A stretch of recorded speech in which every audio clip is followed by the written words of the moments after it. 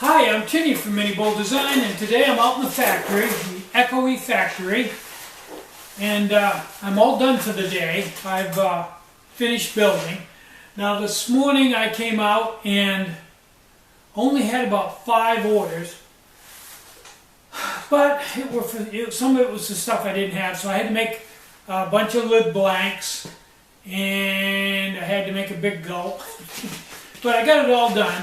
And before Beth came out with that order, I started building. I told you I was going to try to get my inventory back up to snuff. So this morning I built a half a dozen M2SB bases, fairly labor intensive, and 12 droop tops. So that was my build for today, and tomorrow I'll probably build original mini atomics and probably bios.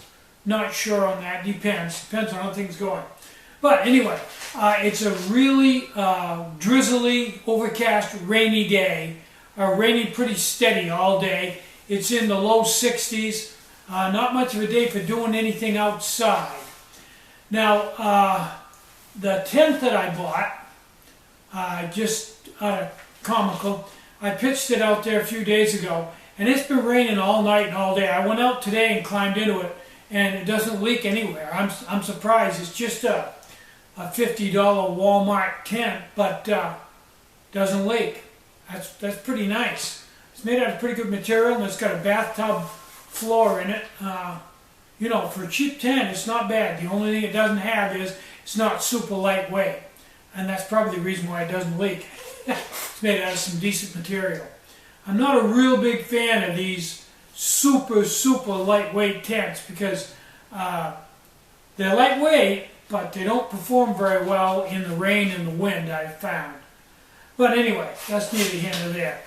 I've been looking at my electric trike, waiting for the charger to come for it. I'm going to play with that some more. But what I think I'm going to do with that, I want to put a Velomobile body on it. What I think I'm going to do is, I think when I get around to it, when I finally decide exactly what I'm going to do, I'm going to strip it all down and cut it in two and lengthen it way out and put the wheels that are like right at my knees now, because it's a pedal trike. You have to have room for your heel to come back when you pedal.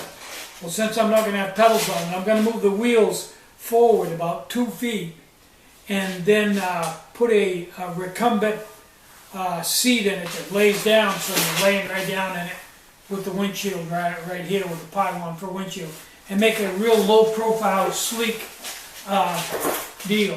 I've also figured out a fairly simple way to put suspension on the 2 front wheels, and I'm going to do that too. Then I'll put the body on, and I've got some different ideas on the body. I'm kind of waffling around, and I don't know what I'm going to do all this. I'm still in my, it's a good idea not to start a project like this, because as I surf the net and think about it in the afternoon and stuff, it keeps evolving. So I want to wait till it evolves enough in my mind so that I've got a good solid design. I hate to get into something and then find a better way to do it after I've committed myself, so I'm not going to do that. It'll be a while. Now the Volkswagen, I've gone down, I've made peace with the Volkswagen. What I do with the Volkswagen is every 3 years, I do a bunch of work to it. Now this year, I sent it out and had all the body work done on it. New tires and wheels and everything. And I've got all this, and I actually purchased all the stuff to finish it, pretty much. Except for a rub kit and a few other small things. But the problem with that project is I'm burned out on it. I don't want to work on it anymore. And although I could finish it, it wouldn't be fun. So what I'm going to do is what most antique car buffs that are restoring cars do, is when it stops being fun, they stop working on it and just let it set for a few years, and when the bug bites you again, go down and work on it and have a ball. And I'm close enough so the next time I work on it, have a wave and work on it during the summer, I'll probably finish it, no problem. I'm going to buy a new carburetor for it because I've been running regular alcohol-based gas from the filling station, and that has messed up the carburetor so it doesn't run right. So what I'm going to do when I finally get around to it, I'm either going to convert it to fuel injection, probably not. What I'm going to do is buy a new, it needs a new carburetor anyway, buy a brand new carburetor and throw on there, and then if it's going to set, I'll either have to drain all the gas out or put some avgas in it. Because anything for a carburetor won't tolerate the alcohol-based gasoline that we get around here. Just the way it works. Now, I've got 3 stoves here. I've got a K-cab. I have a M2 SB squirrel cage. And I have the original Proto M100. 3 high-end stoves. Now what I want to do is, these are all used, I want to sell these 3 stoves at a reduced price and take the money and buy an iPod. I've looked at MP3 players, and the only ones that are compatible with iTunes, and I'm getting ahead of myself, the only place online to really download music and put it on your MP3 player is iTunes. Everything else is limited in the way it does it, in selection or price or whatever. iTunes is by far the way to go. It's easy, it's quick, you can get any music you want, the prices are good, it's easy.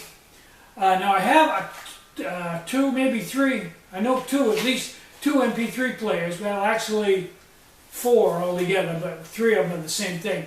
And they're not compatible with iTunes, they're older players. Now I can download them, burn them to a CD, and then load them from the CD over, or I can blah, blah, blah, blah. But you know me, I don't go that way.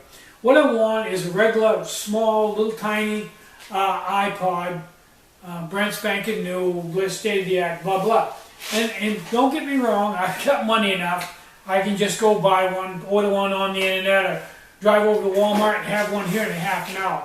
But just for fun, what I thought I'd do was take these 3 stoves, which are used, so I can't sell them as new, and they're just sitting here not doing anything. I've used them all, the magic is gone, and sell them and take the money, move it over to my credit card, and go buy a brand new iPod that way.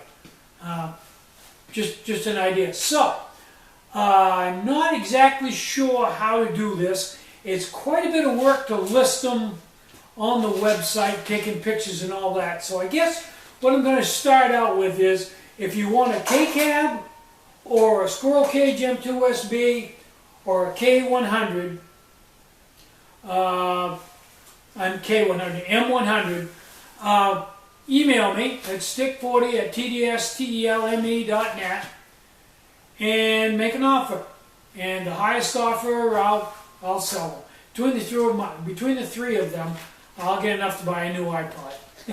It'll be kind of fun to do that. Shake things up a little bit. You guys will get a reduced price on a stove if you've been waiting to pull the trigger on one of the bigger, more expensive stoves. Now, I was down in the tent today, and I was thinking on a rainy day like today, this M100 would probably be, first off, that top of that tent is all screened with a rain fly over it, so everything in the tent goes up and goes out through the screen, and the rain flies like that high off the screen, so it's very well vented. And I think this would be an awfully good stove with the safety base and the stabilizer legs on it to spend an afternoon cooking inside of the tent. I think it'd be fun. That'd be a fun stove to use inside of the tent, I think. Just my 2 cents. If the tent's well ventilated. So anyway, I think that's everything for this video. If you want one of these, email me and make an offer. I'm Tinny from minibulldesign. Get out and hike. Take a friend. Enjoy the great outdoors. And more important than anything, try to have some fun today and try to have a really great day. Bye-bye.